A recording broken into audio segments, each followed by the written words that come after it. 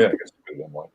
And it looks like we are live. So good evening, ladies and gentlemen, ladies and gentle thems. My name is Gregory Crafts, and I am a dungeon master with Mastermind Adventures. And we are here today for the Mastermind Roundtable. I have with me an incredible panel of fellow DMs and some fellow content creators here. And we're going to be discussing romance in your tabletop RPG campaign. I would like to go on ahead and facilitate some introductions here real quick. So let's go on ahead and get everybody up here. Let's start with Mahria.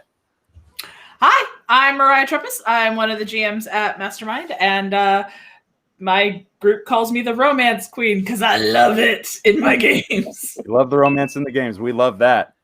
And Kristen just gave me the thumbs up. Looks like everything's firing on all cylinders. So let's keep it going. Let's introduce Kristi next. Hey folks, I'm Kristi Key. I am also a GM for hire with Mastermind, and I think this is a super fun topic. I'm happy to be here with you folks to chat about it. Awesome. So glad to have you, Kristi. Thank you for joining us today. And Allie?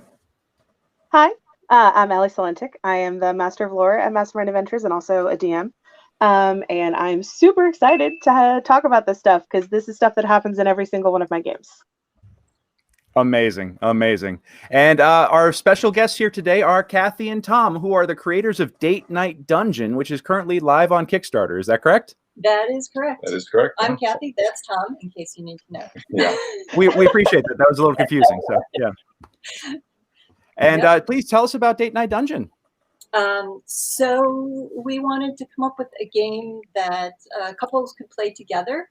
And we started playing around with different ideas, and we came up with something that it's basically a standard Dungeons and Dragons module, or RPG module, except that we've added a few things for romance roles, like attraction points and turn-ons and pet peeves and first impressions and stuff like that too. So, and we broke it into 4 sections so that you can trade off the DMing. So you get surprises up until the end. So that's the plan. Now, tell us a little bit about your sort of background with D&D that led you to that moment where you went, you know what, the D&D world needs a game for couples and needs a romance game. Because I think, that's, as we've talked about romance and D&D, this group of people, we've gone, oh my gosh, yes, this is a huge topic. It's one that scares a lot of people. It's one that excites other people. Some people have. So what was your background with the game that made you get interested in that? Well, I've been playing for a really long time. I'd rather not say how long. But I don't know. There really wasn't anything that was available for just a couple to play. I mean, the closest we'd get, I'd play one-offs with friends where we're just trying to kill time and it'd be 1-on-1. But there was awkward romance with NPCs and everything. We were teenagers at the time, so. But for couples to get involved, Cathy actually pointed out that there really isn't a game that is romantically inclined for 2 players. And one where you don't have somebody else DMing, it's a third wheel, as it were. Right? Be a little awkward if you really want to get into the romance. So yeah, we have a lot of couples that we play with and who play together. And they talked about, they would run a game for each other. And we're like, well, we should make something where both people can be players. So that's kind of how it came about. Cathy, have you played D&D or RPGs for a long time as well? Not as long as Tom. Did you get into it because of Tom, or did you get into it separately? I got into it a little bit separately, but when Tom and I got together, I played a little bit in college, and then when Tom and I got together, he was big into it. So I'm like, oh, let's go for it. All right. So Tom, what's your advice for those of us like myself and like Greg, I think, who want to get our spouses into the game, but have been thus far unsuccessful?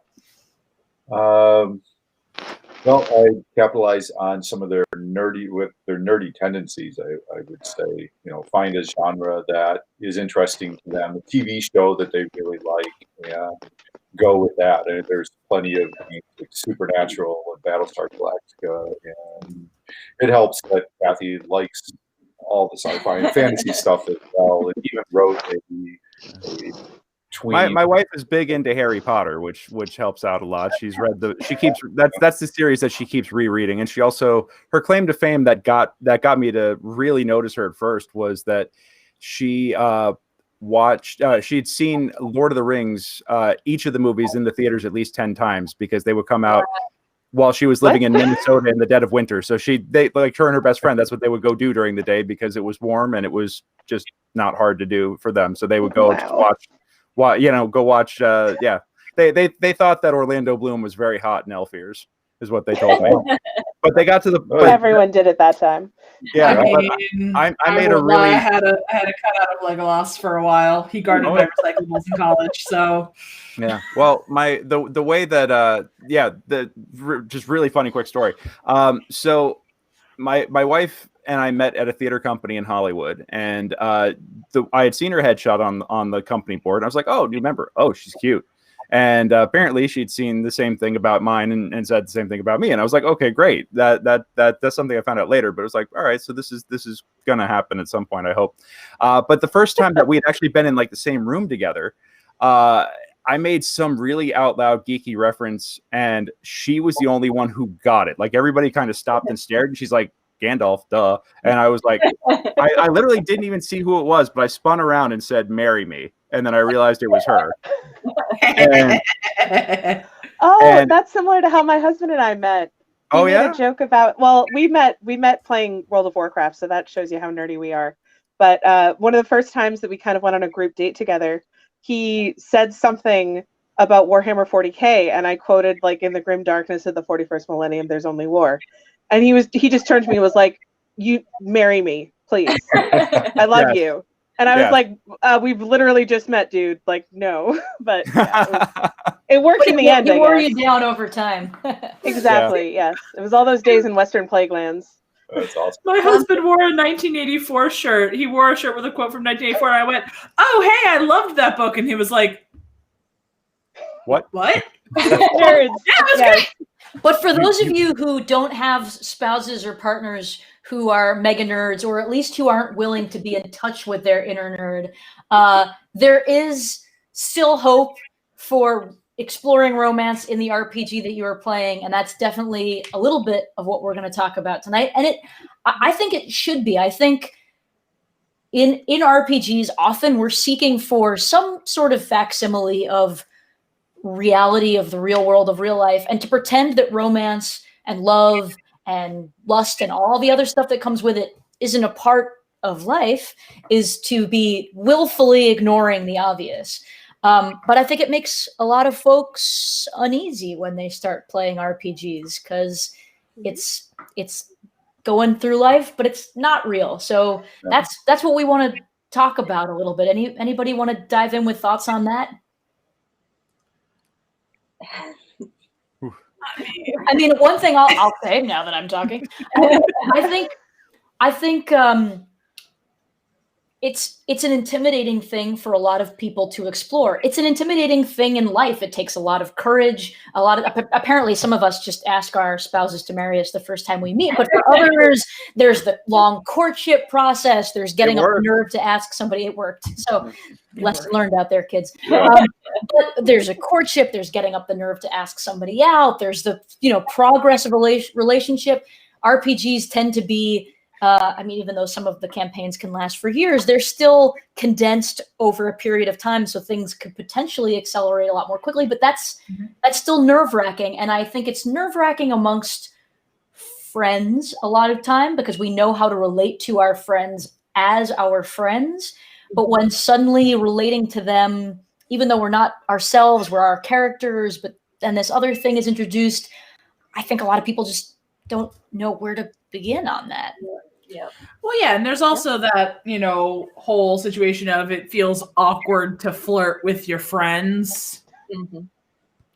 It can feel awkward to flirt with your friends. So it's fine being comfortable enough within that group of players, whether you're the DM or whether you're a fellow player, having that type of meet cute interaction or eyebrow waggling interaction where you are making that type of move and you're not by yourself doing this in an enclosed in like your own little bubble, you're in front of other people who are watching and listening intently as they're seeing this thing go on, because Dungeons and Dragons and most RPGs are collaborative storytelling experiences, and that can be a part of the story, and that can be very intimidating to kind of jump in that. And actually this comment came a while ago about how has romance worked in your campaigns, was one of the questions that popped up a while ago. So I guess I can start answering that one first. Sure. I run a campaign that takes place in the Critical Role universe, and one of the characters worships the Moonweaver, and she has romanced so many NPCs, and it's amazing. Is she a bard? No, she's a cleric. Okay. Ooh, spicy. All right. Well, I appreciate the Great. fact that you're defying the stereotype. I'm all for that. So. It's so amazing, because this is such a fun character too, because she's here for a good time, not a long time. So she's been very much like that type of character, and like so it sounds like the girls I dated in college, and it was a perfect arrangement. So and the guy who plays her has just been like, I want her to be like this really fun character. I'm like, yeah, do it, let's go. I'm totally comfortable. Like I even made a whole speech ahead of time. Hey, what are things you're comfortable with? What are things you're not comfortable with? And people were comfortable with the whole flirt thing, and I'm like, oh, it's on. I love flirting as an NPC. It's great. The glasses are off. Here we go. All right. Exactly. Cathy and Tom, I'm curious to hear, as you were developing your game, what was your experience with that? What was your experience with sort of breaking down those boundaries of nervousness about getting into it? Well, we actually sort of Tom DM'd it for a couple of friends of ours on Fantasy Grounds, so that I could take notes early on to try to figure out what I needed to change or what wasn't clear or whatever.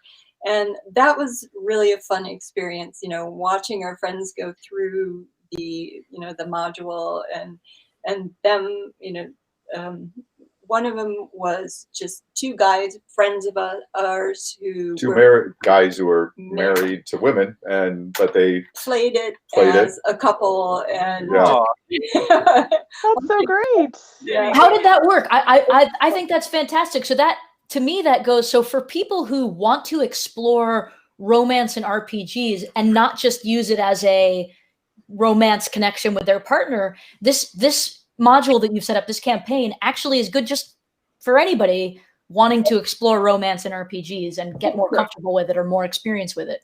It can actually be played just as a straight up RPG, just leave out the romance roles. Just a module, so we had offered them the option. We're like, well, you guys just play it for us so we can make sure the mechanics work and everything. And they're like, oh no, we want to do the romance. You chose the right people. Yeah.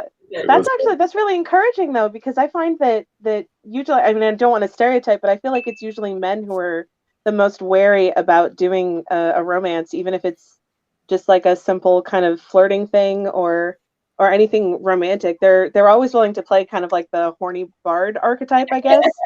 But I feel like it's a lot less likely to see them actually pursue like an active romance in game. Well, it's interesting. Arthur made the note in the comments that I'll bring it back up here. Here we go. Yeah, there we go. If I can role play hating or despising someone, why can't I role play romance? And he's totally right. But I think the answer is that for a lot of people, hate, anger, those sorts of things are easier go-tos than love and romance, because one is sort of a defensive thing, an aggressive thing, and the other is very vulnerable, very open, and leaves you exposed. So I think Arthur's totally right that it should have the same, they should come from the same place. It should have the same role. But actually, I think for a lot of people, it's way easier to go to, I'm going to fight that, I'm going to kill that, I put up my shield, it's a defense, it's an aggression, whereas the other is Yeah, and you even see it in like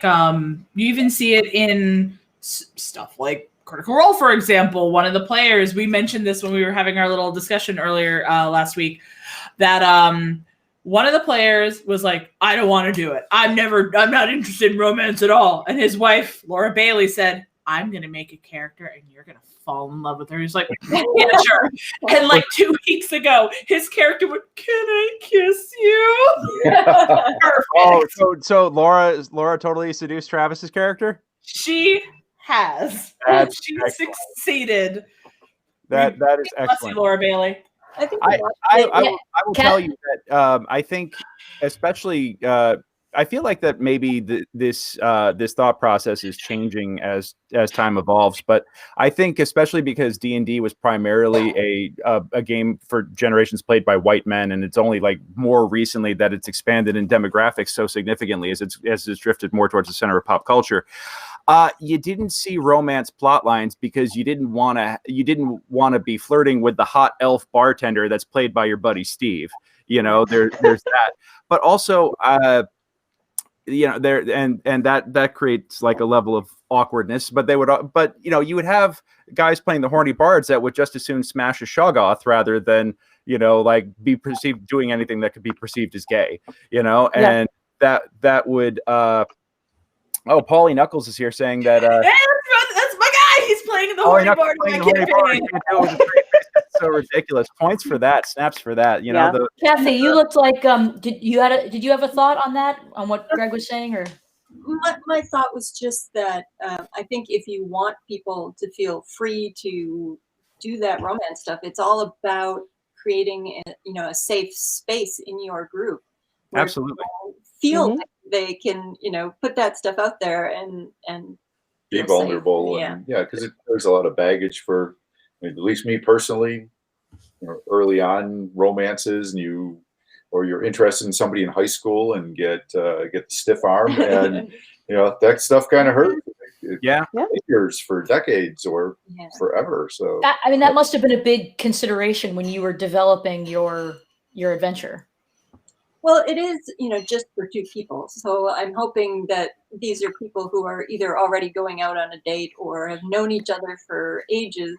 So that was going to be one of our questions. Is this something that people could play on a first date, or is it more like, no, these folks should know each other and know what they're getting into? If they both know how to play, yeah, sure. If both of the Tinder profiles say, I'm into D&D, could this be a first date game, or would that be too intense? One of the first things we say in there is that, you decide on a rating that you're both comfortable with. And, we divided it up into 4. And if, as each scenario, you can decide, okay, do we want to stay with this rating or do we want to push it a little bit? So yeah, I think it's good for whether you're just getting to know each other or first date. You might want to make it PG, and then you kick it up as the dates go on. And at one point, you just tell the DM to stay home and bring a bottle of wine instead. Yep. You can actually make it into 4 date nights because the way it's split up. So each section can last an hour to 2 hours. So that's great.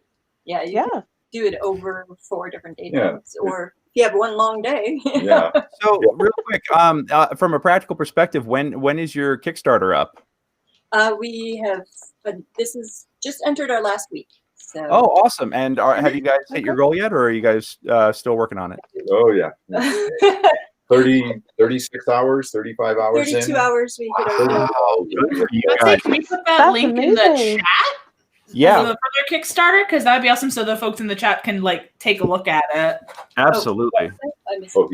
But I think the fact that you met your goals so quickly is not just a testament to the work and the quality of the product that you're putting out there, but actually a testament to the fact that there are a lot of folks clearly interested in what we're here to talk about tonight. Mm-hmm. Yeah, we've been overwhelmed by the response. I mean, we've done 6 Kickstarters, I think, and we've never had one anywhere near this kind of reaction. Yeah. So yeah, I mean, there is a big audience for romance in RPGs out there. That's awesome. Yeah.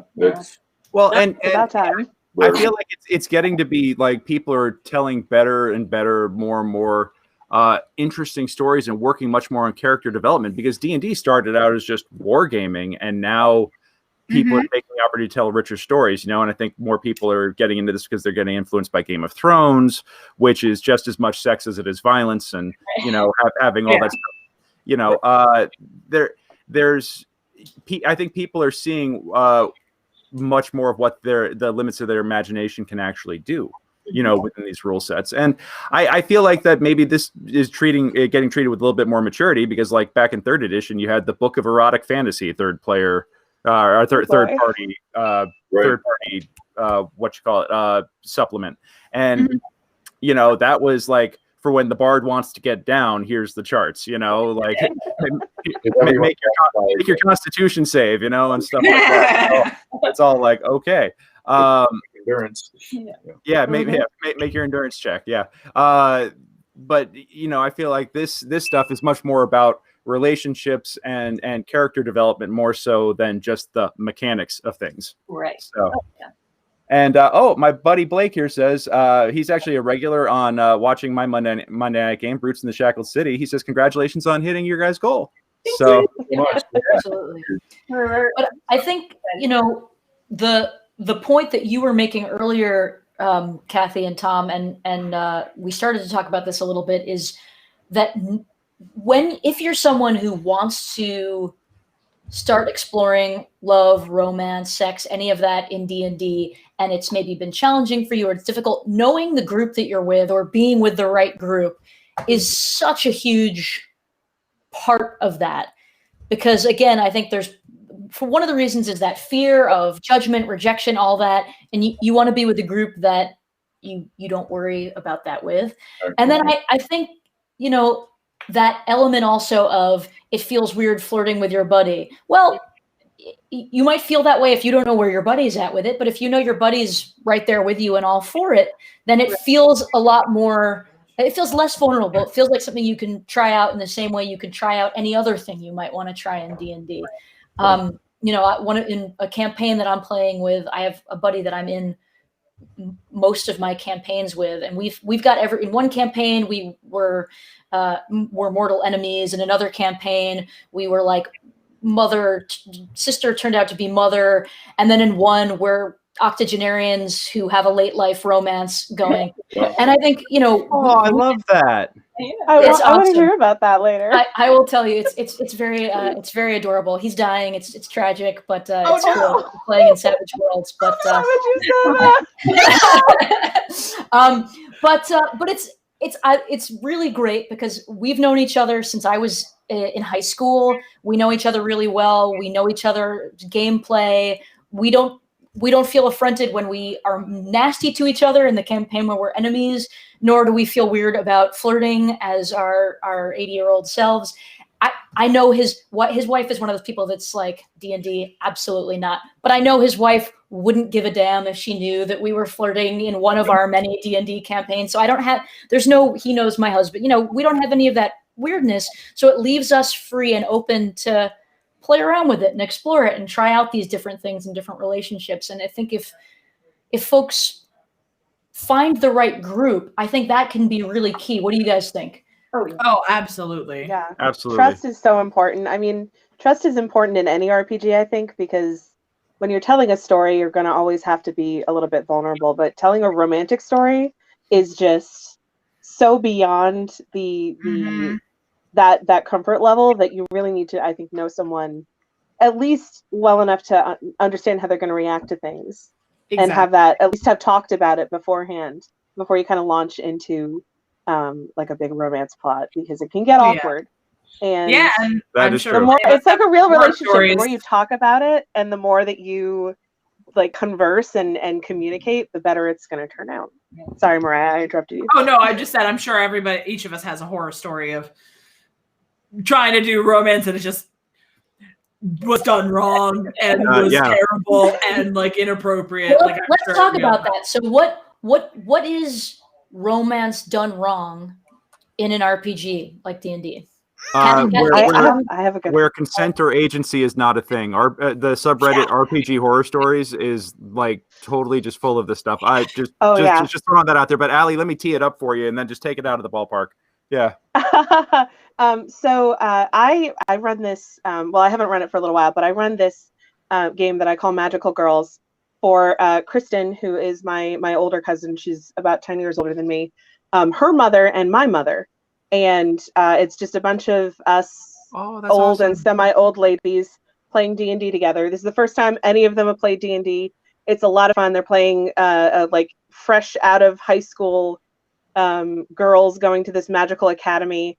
And usually every week or every like 2 weeks, we invite on one of their friends to play with us. And one week we invited on this amazing woman, and I'm not going to name her because I don't want to call her out.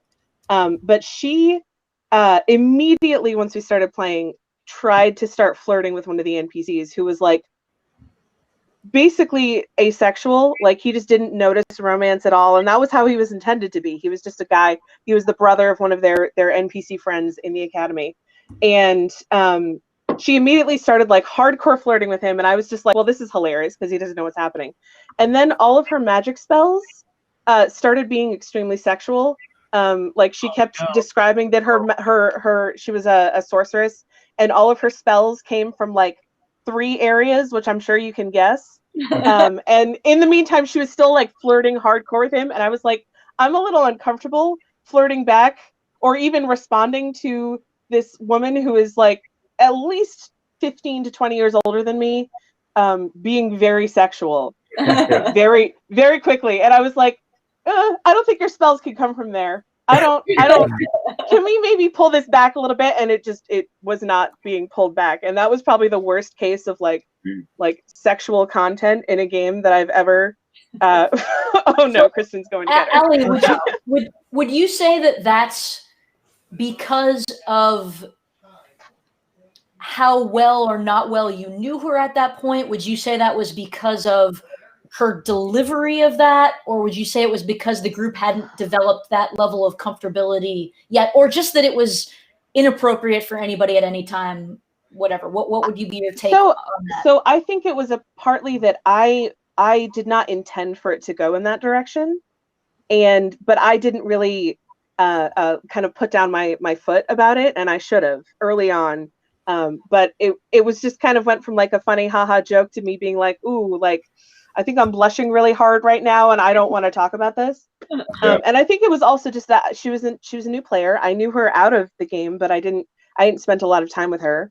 And also like my mother and my aunt were there, and it's kind of like watching like an R-rated movie with your parents in the room. You're like, ooh, like I can.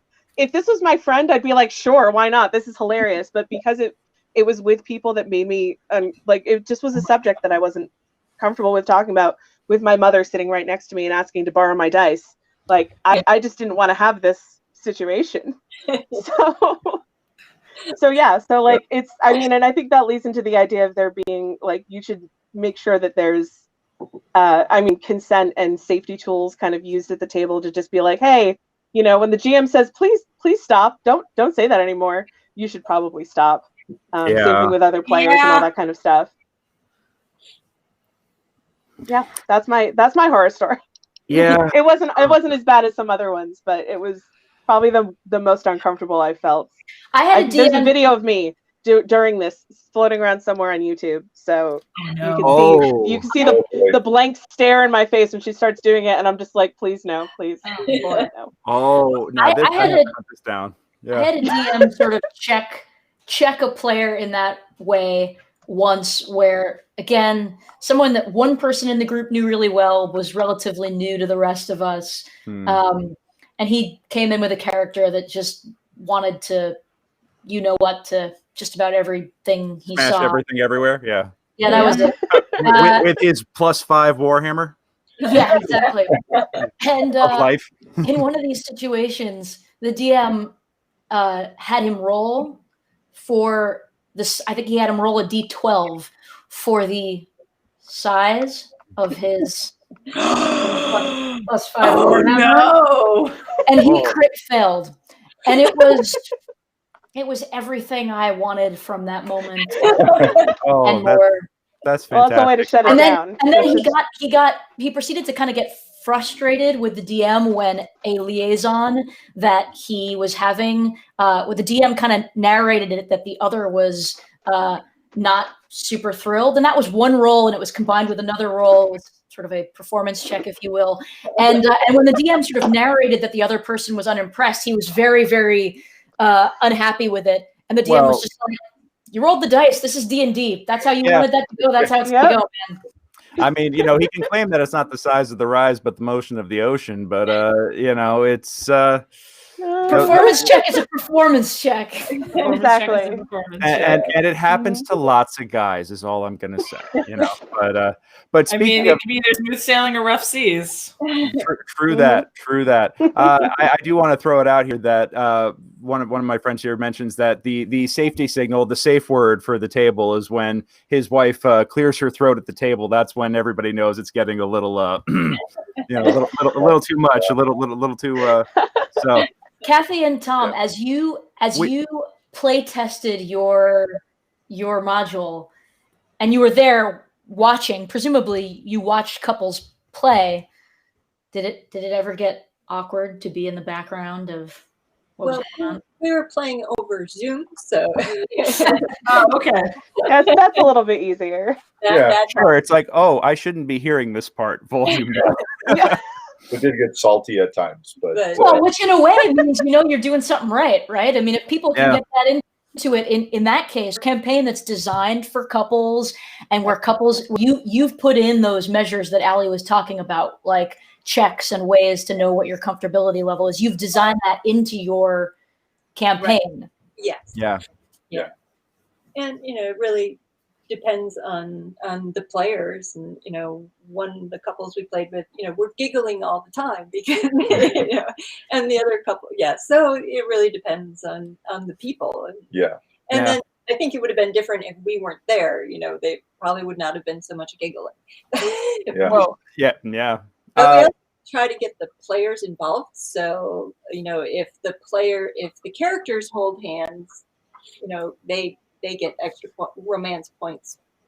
If the players through the dungeon, if the players do it too, then their characters get extra points. So we try to get the players involved as well. Yeah. But see, I love that because adorable. it's adorable. But I love it because I think it's designing tools in the D&D way for people who might not be naturally comfortable RPGing. It's giving them the D&D tools to start exploring that, which I think is great. Yeah. I think it's the other way around. It's giving people who are comfortable with D&D a kind of safe way to explore the romance. Yeah, absolutely. That's terrific. It's so funny that my buddy Blake is watching here because and he mentions that his wife Viv, because this was the gaming group that I had in college, and in this homebrew campaign that was run by our buddy Bashir, his Viv had a fighter character and I had a ranger character who is this the story you told me before? Yeah. Well, I mean, it started out as like a straight group or a group of just straight serious dungeon crawling, and we had like this kill rivalry going. It was like Gimli and Legolas, going like 1, 2, that one's mine, and all just going back and forth. And it eventually turned into this this will they won't they falling in love plot line that wound up taking up like half the session at a time sometimes, and everybody would be sitting with watching this flirtation happen with bated breath. And she finally said, I forget, like she finally said yes to something to like the I think I said I love you, and she's like, after like the longest pause ever, she's like, I love you too. And then the next that was the end of the session, and then the next session we both got killed in a meteor shower. So yeah.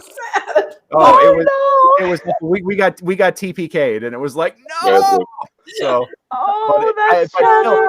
that arc with our two characters is still one of my favorite favorite plot lines I've ever been a part of in a tabletop RPG, and I'm still incredibly proud of that. I was so salty when we all got killed, mostly because the DM abused use magic device and gave like the rogue bad guy a level 9 scroll of meteor shower, which is just really rude, you know. Wow. But that's awful. He wanted to pull a Rock's Fall, everybody dies, and succeeded critically. So that was, yeah. But it was like, dude, no. Does anybody else have like a fun, cute story about something that happened at one of their tables? Because I love that stuff. I have another one. Okay, so my character in the current Pathfinder game I play in, run by my husband, this is the game where I think I told you about, where all of us are in relationships and we all sit around the table and like go on dates with our boyfriends or girlfriends, and it's just the most amazing thing. So my character's a princess, and she turned 18, and like 14 men showed up to court her and marry her, which I was warned about. In the previous game I played the queen, and 4 people showed up to court her, and this time 14 of them showed up, and I was not prepared for it. So I got all of these letters that my husband wrote for me, and he wrote them all out. They all had different fonts for their handwriting, and I printed them out and brought them to the table and handed them out to all of my character's friends, and were like, hey, which one of these guys should I date? Because these are all the men who are coming to like date me. But she had kind of gotten involved with this other NPC, who was also another noble, but was like a count, and he was very concerned about the difference between them in terms of rank. And but she kind of fell in love with him and really wanted him to come and court her. However, he showed up for her birthday with his betrothed, who had been forced on him, which started a whole line of us having to go to his home country, and we fixed some guy's spine so that he could go and marry the woman that her boyfriend is going to marry. And we orchestrated this whole thing. It took about a year of in-game time to like orchestrate him like actually he ended up getting disowned by his family, but he took his little sister and moved to our country, and now he's a suitor. So everyone's like, well, clearly you're going to marry Jordan. Like, clearly that's the one you're going to marry. And I was like, I'm not going to marry him until he tells me that he loves me, because that's really important to me. I'm not going, I told him I loved him. I've given him all these presents. Like, we've talked about how we want to spend our lives together. But until he actually says, I love you, I can't even consider him, because there's another guy who absolutely loves me, and I could definitely love him, but we need to work this out. So a couple sessions ago, she basically was like, hey, do you love me? And he was like, I need a couple days to think about this. And she was like, well, okay, I guess you need to think about the fact that you love me. I guess I'm not going to be visiting you anymore at night. And so she got really depressed, and all her friends were like, Eileen, what's wrong? Like, what's happening here? And I was like, it's nothing, guys. It's nothing. It's nothing. And then in the tavern where we spend all of our time, because we're adventurers, he walks into the tavern and he's like, hey, he's very formal. He's like, Your Grace, can I speak with you, please? And I was like, oh, really? Now you want to talk to me? Like, okay, let's go sit over there. And we go sit down, and he's like, Your Grace, Eileen, and then he paused, and I was like, what are you doing, Tom? This is my husband. What are you doing? And everyone else at the table was like, he's going to say it. He's going to say it. And they're like banging on the table being like, what's going to happen? And then he's like, I love you. And I was like, yay. But my character was like, oh, that's nice. And he's like, what? I'm like, yeah, I already told you I love you back. He's like, yeah, I know you love me back. Yeah, I just want to say that I love, and so like now I just make him say it all the time, and it's hilarious. But yeah, that's the story. Yeah, there you go. That's the story. I have until my next birthday to decide who I'm marrying, but everyone knows it's for making you wait. So, yeah, it was choice. I loved it. How about you, Cathy and Tom? Do you guys have a good story? We did play one romance. Oh yeah, early on. Early on. I don't even know if we were married at the time, but yeah, our friend ran a one-off for us where we were a couple of half-orcs that were in this town, and we wanted to settle down together and have our own little half-orc baby. Yep, in a cave on our own. And I had the worst comb over ever, and she had a mole or something right in her forehead. And it was mostly role playing. We went around and talked to everybody in town. Because we couldn't settle in the town because the townsfolk were afraid of us. And there was a murder. Because there was some murders happening. So we, with our... Naturally, they assume it's the green guys. Yeah. Of course. So with our very low intelligence, we became a whodunit. We had to find out who was actually guilty of the crimes so that we could have our little cave and start our little family. Yeah. It was very fun. Tusk love. It was a lot of fun. They love each other so much. There's one of the other couples in this game that I was talking about is a half orc and a tengu. And they've just recently decided that the half orc has decided she's like this big, she's the NPC, she's this big buff monk, and the tengu is a like 4 foot tall thief, and they're adorable together. They're the best. Once a year he gets a cleric to alter self on him, and he calls it Lip Day, so they can finally kiss. And it's like a big thing. We were like, oh, it's Lip Day. He got a hat of disguise, like a greater disguise. Aww. So now it's Lip Day every day, and it's like the best day ever. Lip Day every day.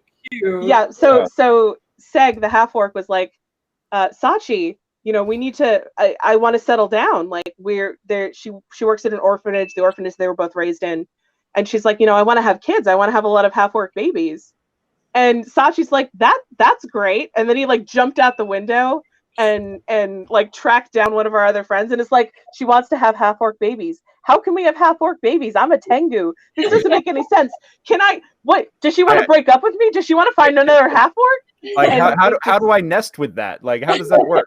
Yeah, it was really funny. So yeah, hats of disguise are involved now apparently, but yeah, that's what's happening. Lip Day every day. Lip Day every day. Yeah. No, better than pecking your eyes out in love, Yep. Right. It just gives her a little peck now and then. But peck. It's cute. I love peck. Yeah. So we've talked a little bit about romance between players. What's everybody's thoughts on romance between player characters and NPCs? Oh, I need help with this. That's pretty much all I've ever done. I haven't really done like a romance between PCs. Because I haven't been in that kind of situation. Yeah, the one game my husband and I played together. The game your husband. Well, the one game that we played together, we played twins. We were brother and sister. Oh. You didn't get all that. And like we weren't Jamie and Cersei. We were just we were twins. Like that's all we were. And we played in other games together where family trees doesn't. There was another game we played in where I played in a game where I was in a romance with my friend who is a player, and my husband wasn't involved at all in that. Like he was a player in the game, but we weren't even close to being anything. Yeah, we've never done a romance together. As well. As player to player. Well, I'm working on it. Twins, but that wasn't really a romance. That's what I mentioned. The twins weren't really a romance. No. Sorry, he's sitting across from me, so he's correcting me every now and again. Kathy, what were you going to say? I think often that's a problem because, unless the NPC is actually adventuring with you, how much time would the character get to spend with them? Exactly. Or if they have like a port of call that they go to after each adventure, that could make sense. I'll put in a little anecdote here. I made my players in my Friday game had to get on a boat and sail to another continent. They took a job to essentially help the Cobalt Soul. And the captain on the ship was this very big, beefy, handsome, flirtatious tiefling who saw the Drow Paladin and went, oh yeah, and like focused all of his flirting on the Paladin because I was like, this will be good. And the Paladin reciprocated after like a month at sea because they were just like, well, I mean, after a month at sea, like half the audience. I just saw this dungeon. And because they spent a couple months at sea, like that interaction ended up being very like organic. And this is and even the NPCs that they're traveling with, they chat with them all the time because they have been traveling with them for this mission. So like trying to include an NPC that's like kind of with them, but like don't necessarily have to go on the whole mission. Like it's like a little, they stay at the base, whatever. Yeah. I found that has been pretty helpful in regards to NPC plus PC interactions, just in general. Mm-hmm. Also, if you put a cute wizard girl in mortal danger, all the PCs are like, well, we need to help her. Yeah. Definitely did that. There is that key one. There was a campaign that I was in where, and I actually missed the session, but one of the characters had a sort of very quick, but not like one night stand kind of thing, but like it was very romantic, but quick because the campaign was moving and we were heroes with places to go and people to see. But it ended up tying back in throughout. The DM did a good job of sort of mentioning it from time to time, and the player himself was good at sort of throwing. I think I would be thinking about her back there, and at the end of the campaign, that was like kind of the wrap up with he went back to find her, and that was his plan. And what I liked about that I thought was interesting was it was a great way to include that heart, include that romantic, to see that side of that character who otherwise we weren't going to see from this little halfling monk. But it also didn't then overwhelm the other things we like about D&D. You know, I think sometimes people fear romance because they don't want it to completely consume the campaign. You know, they like it, they're for it, but they don't want a whole session to be just two of their fellow player characters flirting and having a romance that they may or may not be that interested in. Like your story was great, Allie, where everyone was obviously rapt and waiting to find out what was going to happen. But that's in part a credit to you and your fellow player and how well you did it and how you built it. Not everyone is as successful at building those stories and narratives. And it, admittedly, if it's not done as well, can be boring if you're not involved. So I think some people have that like, we're getting into the romance here. It's, you know, that the kid at the beginning of The Princess Bride, they're kissing again. Do we have right? Yeah. Yeah. So, that's a real problem for some people. They just don't want to see. I mean, it's kind of the difference between like a role player and a role player, like a role player, like you just want to roll the dice and kill things, or like you actually want to get into the character. Right. But yeah, and in a way that includes the group in a group inclusion game. You know, my solution was always I would write letters, and like my husband and I mean, we have the bonus of being in the same house together and being able to talk about this kind of stuff. And in the last game he ran, we basically were like, we're not doing any romance at the table because it would be boring for them to have to sit there and watch you go on a date with someone and have an awkward conversation and get to know someone who's an NPC that isn't even one of them. Right. So we did everything via Google Docs. We just had shared Google Docs where we would tag each other back and forth. And I would write a letter and he would respond to it. What? You guys blue booked it? Oh yes, we have over 300,000 words written for one of my characters. Wow. We have, and it's fun.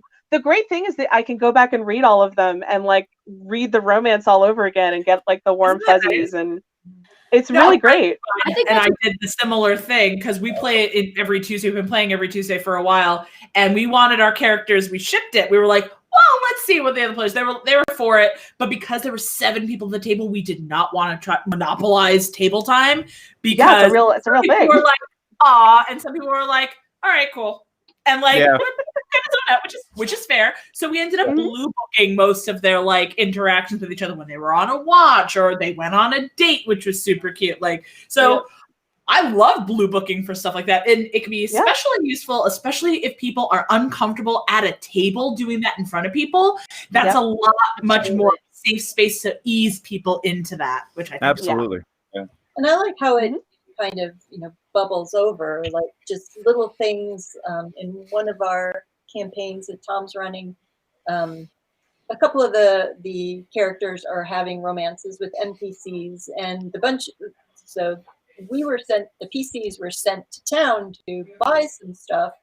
And, one of the guys just kind of poked me and he's like, well, help me pick out a gift from my girlfriend back, and it's like, oh, that's just such a nice cute little detail. Yeah. Go into the game that just makes it more real. Absolutely. Yeah. And when you think about it, like a lot of this stuff is going to be private anyway, so you can have a kind of cool situation in character where like you meet up with the character that you're having a romance with and you say like a little joke and you both laugh and everyone's like, wait, what are you talking about? Wait, Hold that on, didn't tell happen us at the the table. story. What's going on here? Yeah. Yeah, like I really I love that character kind of thing. Yeah. Yeah. And that adds a level of intrigue as well, as opposed to having the group at your table feel like, oh, here's the romance that's I'm not interested in is taking over. It gives them that sense of, wait, what's going on? Oh, there's something happening here. And it makes people lean in as opposed to roll their eyes and lean back. That's kind of real life too, because I mean, you're not there for people's dates. Exactly. Usually. Usually. You just hear about the people together later. So yeah. Brian, don't call me out like that. Jeez. Oh.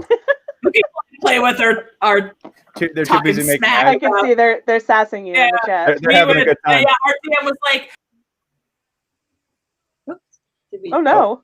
Oh no. Oh no, we lost Mahria. She got so passionate about. Oh no, here she comes. She's back now. There we go. Am I still on? Yep, you're on. Am I still on? Am I still here? Am I on the internet? Yes, you're back now. You're gone. You're back. My goodness. You're back now. Something happened. Your friend, your party's rebukes were so strong they kicked you off the stream. Oh my goodness!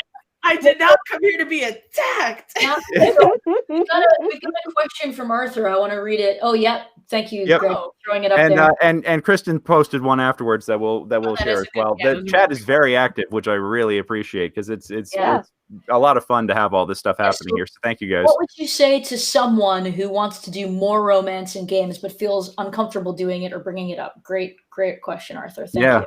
I'd say just like real life, start slow. Success breeds success, right? If you throw a little bit out there, if it's just a hint or something, and it's well received, that makes you more confident next time. So work your way in. Yeah.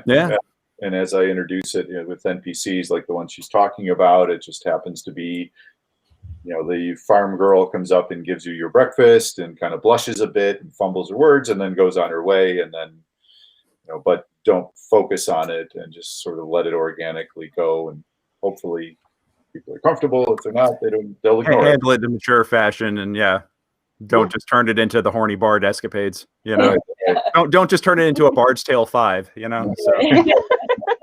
So we got one from Kristen here. Kristen's got a great question. Mahria and Allie, any advice for GMs who want to facilitate romance at the table with the blue book? What software do you use to do that?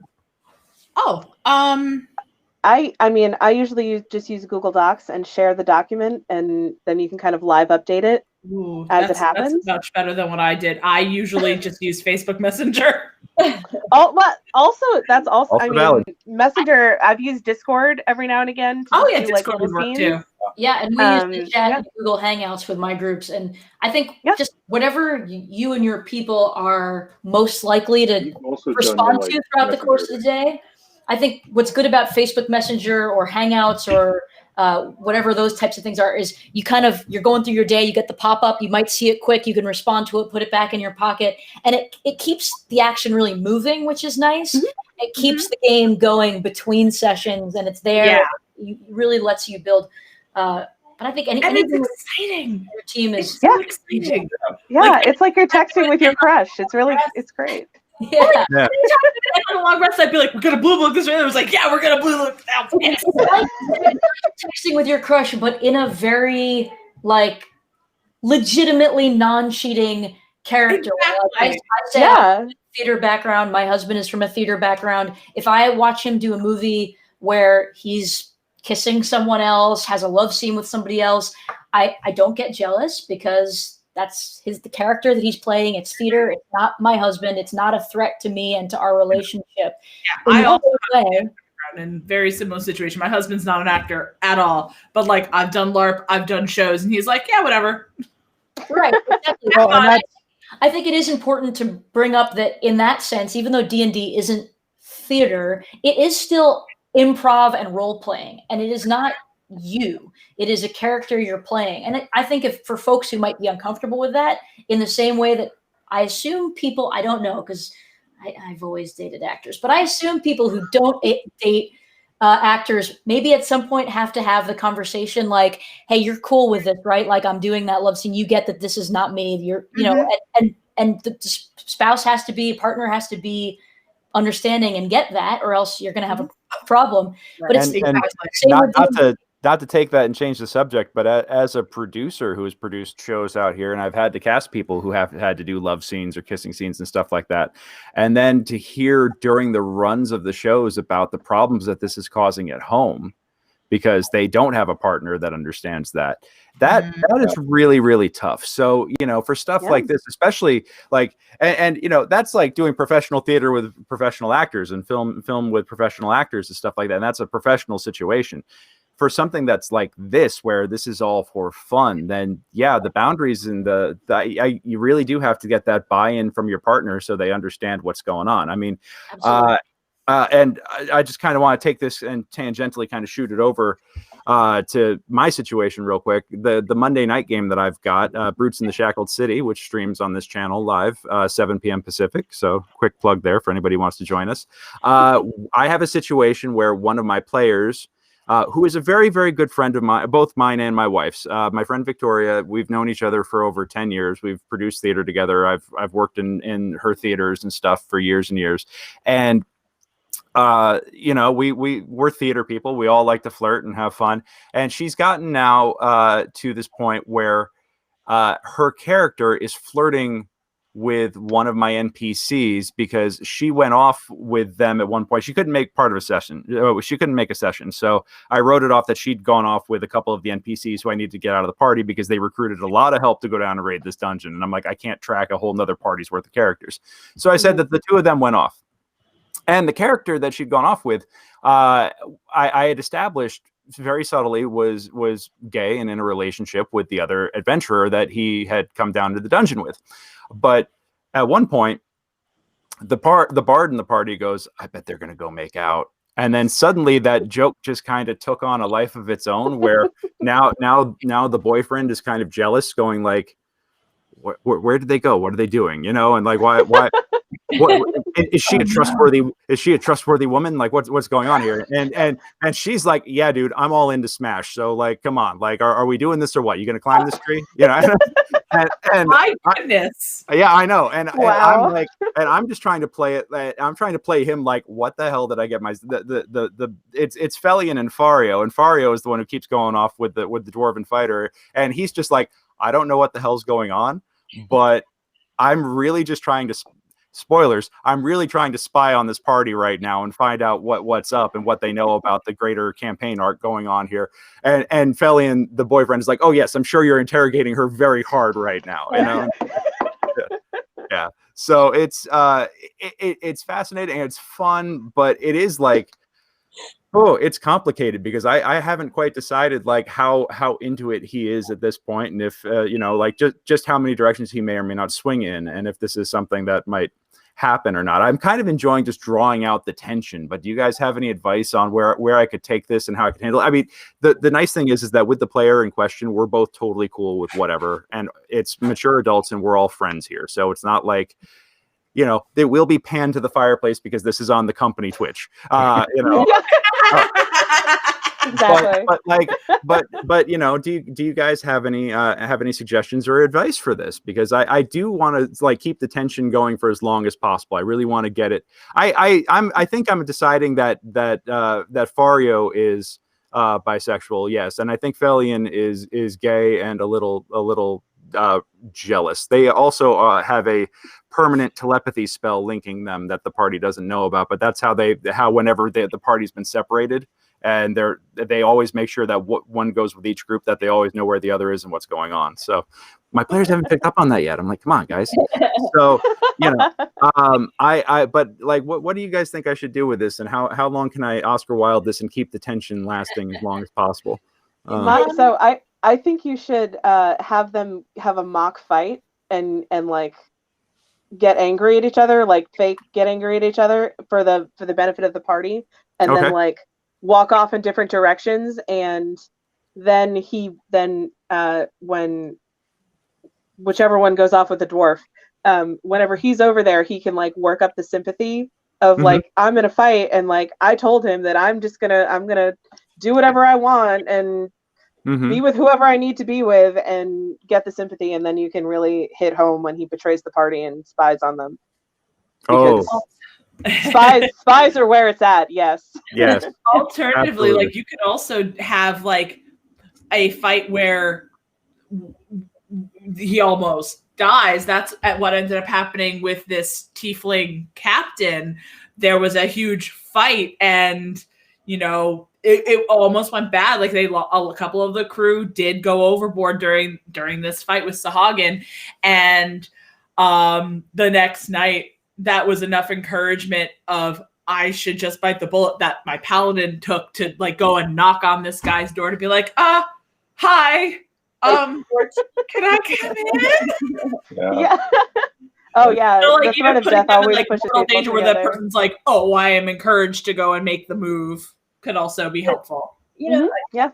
For story purposes, you ever watch like a series on TV, once they actually consummate, then the sexual tension is gone, and it's the sexual tension that's so much fun.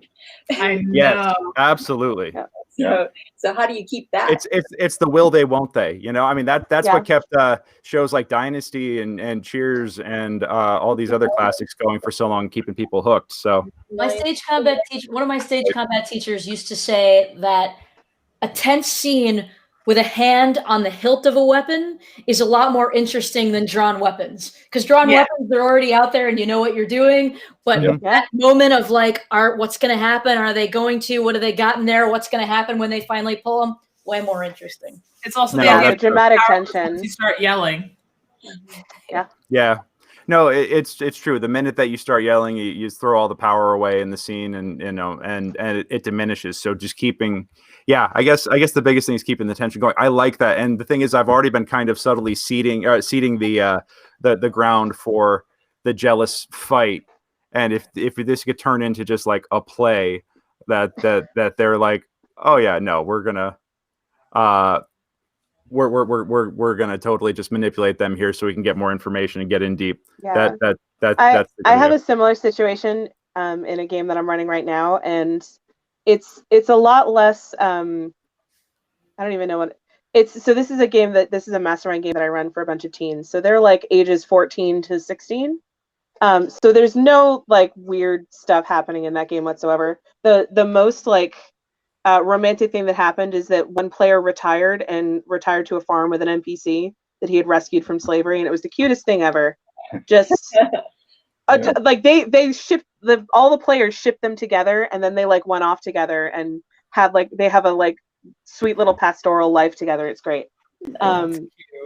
But I put one of the PCs decided to go off with this group of NPCs who are like supposed to be their rivals, and as I was thinking about like how one of them is like he's like a commander in the army for this like evil empire, and he was the one who asked her to join them when she was like, oh, I don't really like my group.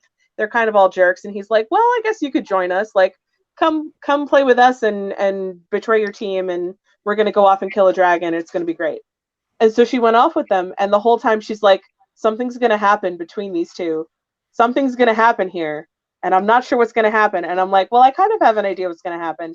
I think you're probably going to fall in love with him. And she's like, yeah, I think I'm going to fall in love with him. This is really bad. This is very, very bad. He's a bad guy. I was like, yeah, he's a bad guy. Are you sure you want to do this? She's like, yes.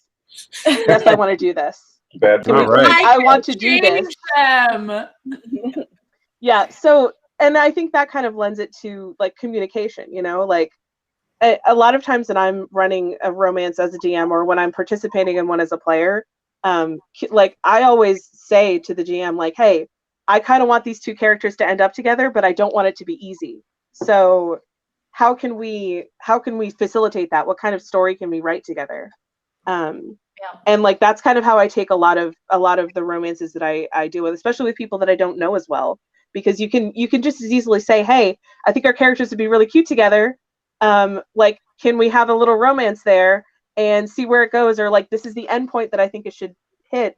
You know, I want them to get married and have babies and retire to a farm, or like I want them to have a rival romance where they hate each other but they love each other, and that's like the tension of them, you know, hanging off a cliff together and one of them has to let go. So I think like communication is so important for that kind of stuff, because like a real relationship, you need to know where it's going and you need to have that kind of, you know, communication there, that trust. Again, going back to that idea of trust. Arthur with an excellent question here. What do y'all think about romances with PCs and villains? I think like anything that creates dramatic tension, it's a great opportunity for interesting storytelling. Right. Because a romance with a villain is that much more complicated. And I think, again, you know, it depends where you are in the story. I think it depends on the group, how it's going to affect the dynamic of the group, what that villain is. You know, are you going to form a deep relationship with the Yeti that's just attacked your group? That might be more challenging, but you know, but I mean, you know, it's like keep warm at night. Dang. Oh, it is. Yeah. God, that makes I kind me of love that gives heartbreak. me so many though. feels. Yeah. Oh, so many feels. You gotta be Like, can you just imagine like that final fight where the big bad evil guy, who is the former lover of one of the players, goes, "Come, please join me. I'm nothing without you." And then the player having to make that choice. Yes. Do you go with the person that you're in love with, or do you stand your ground and be like, "No, what you're doing is wrong"? Like, oh God, that would be amazing. Yep. very Luke, come with had a me GM. together, we can roll the galaxy. Yeah. I had a GM try to force me into a relationship with a villain once.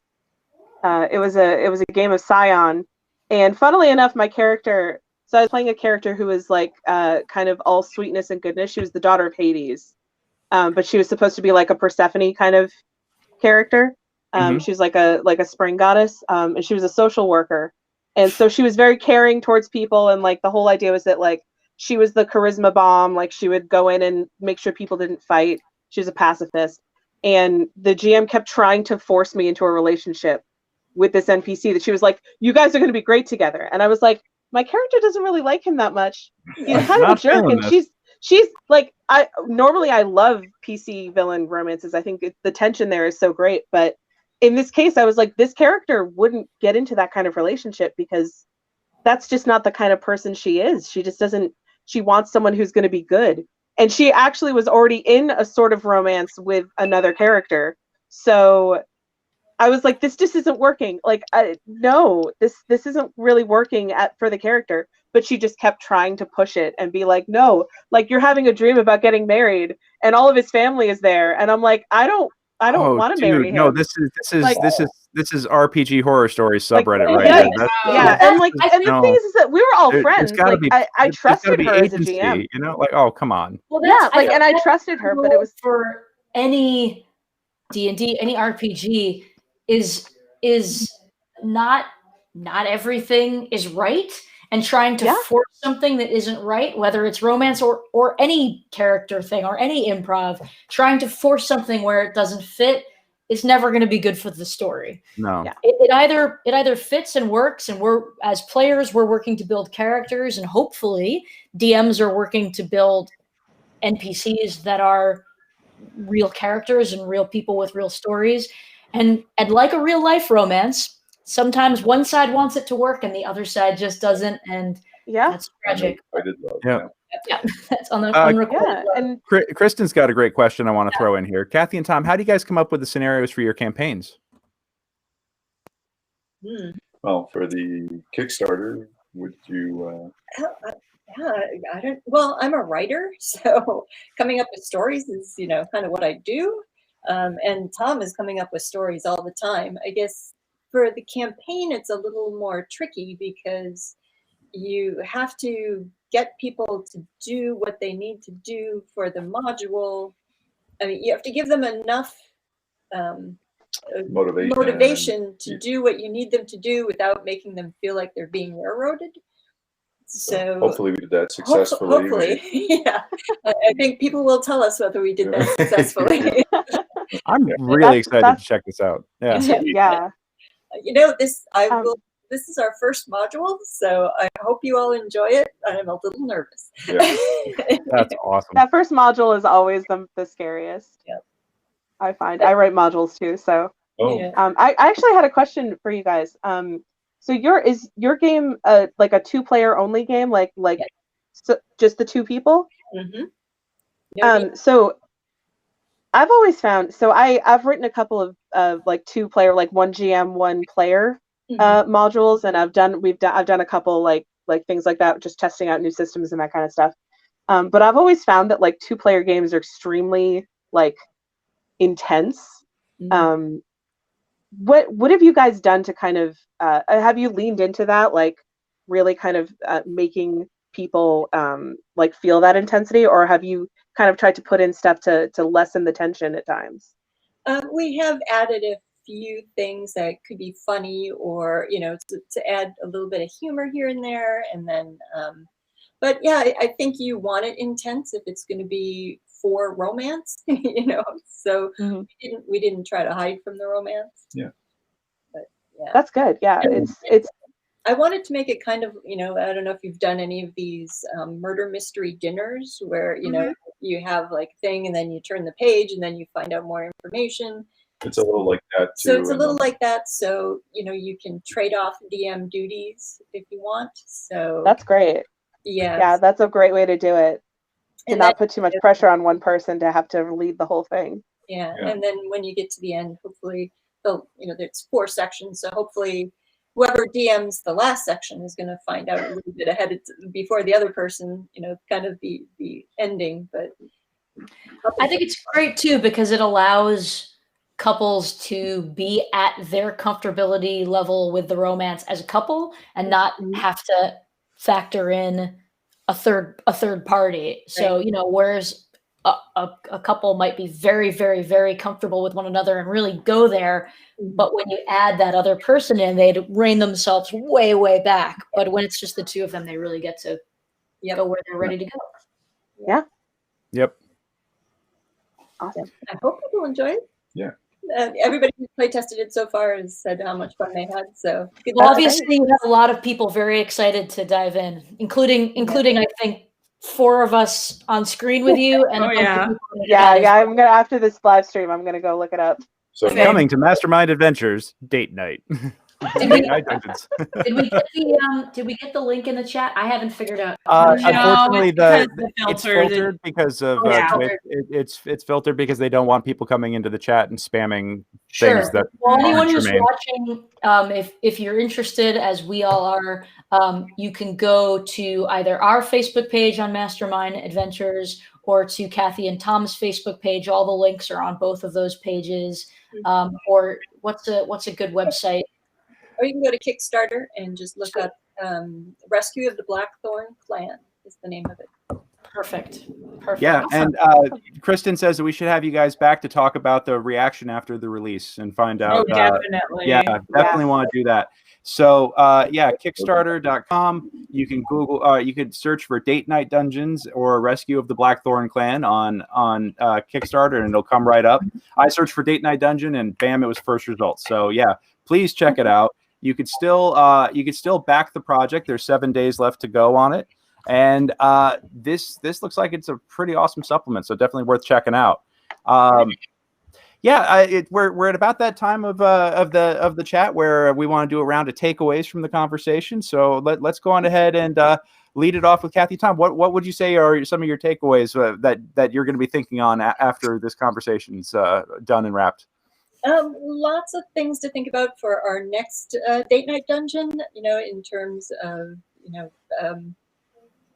how we get people comfortable with it, and just finding finding ways to get the romance together. Bring people together, and and gave me a lot of food for thought for just the games that I run in general. And, I like the idea of having the offline stuff going. The Blue Book stuff I think that's a great idea. Yeah. Oh God, yeah. Might give that a go ourselves. Yep. Yeah. Good idea. Kristi, what would you say is your takeaway from today's conversation? Yeah, I would just hope that folks would feel maybe a little bit more empowered to give love and romance in RPGs a try, and hopefully folks have come away with some tools. I think the biggest one is really, for me, is still just knowing your group, knowing who you're playing with, and like Cathy said, moving slowly will help progress into. You don't have to dive right into it. It doesn't have to be you come in guns blazing. That's typically not how it goes in life anyway.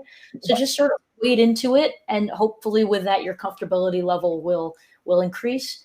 And it can be fun, it can be funny, and it can add a really interesting dimension to your campaign.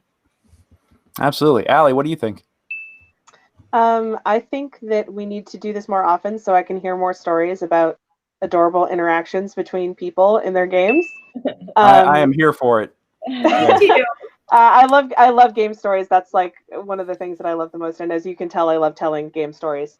But I think my primary takeaway is that I'm always going to encourage more romance in stories, because I think romance is one of the great things about the human race that really, I think, makes us human and makes us real people. And I think if you want to make your games feel more deep and more interesting, romance is a great way to go with it. And I think that I personally am going to take a couple more, I guess, chances with it, in terms of trying out different things, trying out new types of romance and new angles to it. Definitely going to try out a villain romance at least once. Yeah. And That sounds amazing. I mean, I think I want more people to tell stories about romance in their games, because I think it's something that no one talks about, and I think that they should, because and it's, you know, one of the it's like one of the great motivating factors. Love is a fantastic motivation, and it's what most epic stories are chock full of. So why not at our tabletops? Exactly. You know? Yeah. Mariah, what you got? Definitely the whole like communication bit, and making sure, like, not only knowing your players but communicating with them. It has to be constant. It's a never-ending conversation in regards to players' comfortability, etc. And also just providing those safe spaces for people who want to ease into it. I definitely like the idea of a Google Doc that I could make for players if they wanted to explore that on their own, or encouraging my players if they wanted to do an in-character romance, like, go do it up. Get Blue Book it, have at it, have fun, kids. Kids have fun. I love the Blue Book concept, and that's going to be my big takeaway from this is being able to use that to help keep plot lines flourishing. I think that I'm going to use that a lot too, because I've also got players that sometimes can't always make every session. So having that, so I'm not on the stream going, so what did you guys do last time? You know, like, and like having to improv a whole bunch of stuff, having that back channel to be like, okay, this is what happened. This is how it played out. Oh, did we just lose? Oh no. It looks like we lost Cathy and Tom. Oh no, I did not kick them out. I promise that was not me. Oh, but well, I'm hoping they'll come back. But if they don't, Cathy, Tom, thank you guys so much. It was outstanding having y'all. I feel so terrible now. Oh no, here they come. Okay. Yay! You're backstage. You're in the show. Oh, you're back. they're coming back. We're making it happen. Here we go. There we go. Our ones and zeros got lost. I don't know what happened.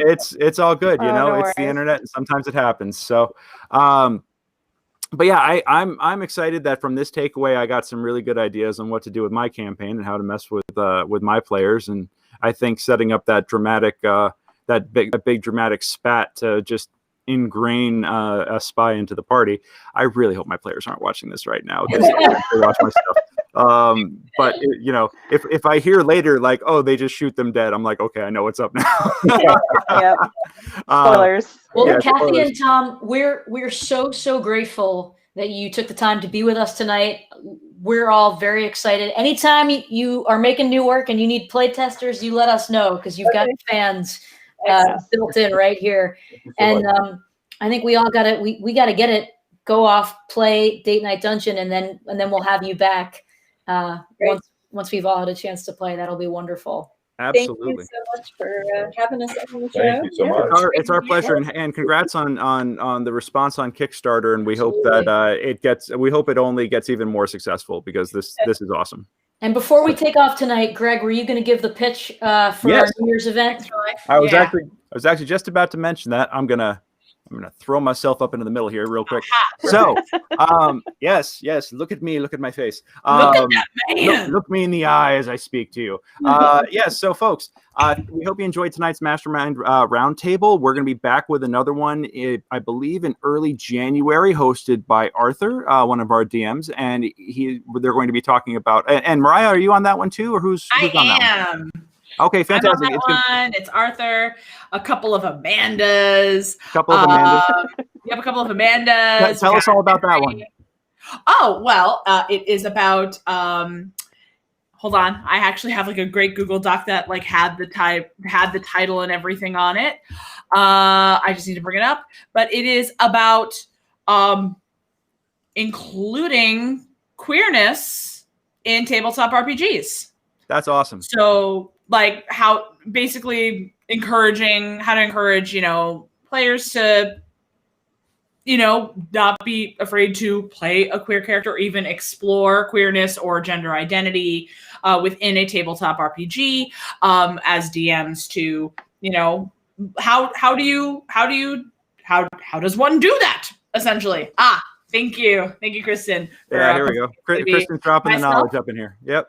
Amanda, Sarah, Arthur from Mastermind, as well as Emery and another Amanda. So double Amandas for this one.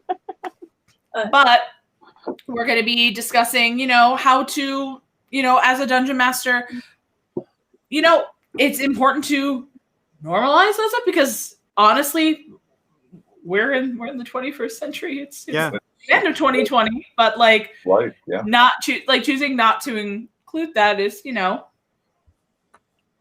you should do that.